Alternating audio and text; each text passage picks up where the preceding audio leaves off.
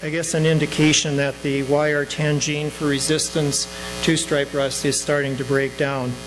Late and reseeded spring wheat crops were hit hard because the inoculum levels were already high and the susceptible tissue was available. But stripe rust wasn't seen in barley until about mid-September.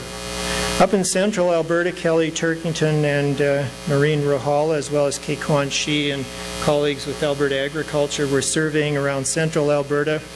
They noticed that barley leaf diseases were more severe in 2010 than in previous years. Scald was found in half the fields that they surveyed, as was the net form of net blotch, and even the spot form of net blotch and spot blotch were common, in fact even more common than the net form, 19 out of 20 fields surveyed. Very little loose smut seen in 2010, but 20 out of 20 fields that they surveyed had common root rot.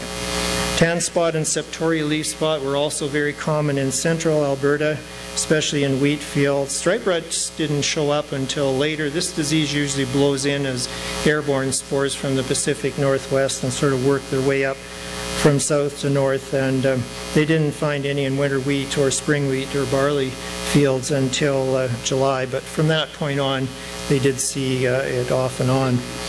Fusarium head blight on wheat and barley, a lot of attention paid to this disease this year because of the problems we had with it in 2009, and it causes these Fusarium damaged kernels or shriveled kernels which contain mycotoxins and can downgrade quality.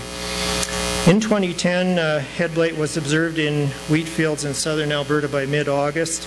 The Canadian Grain Commission did an analysis of Fusarium damaged kernels, and I'd like to report on some of their results for crop districts 1, 2, 4, and 5. In crop district 1, about 4.6% of the red spring wheat samples were downgraded because of Fusarium damaged kernels, and 22.5% of amber durum.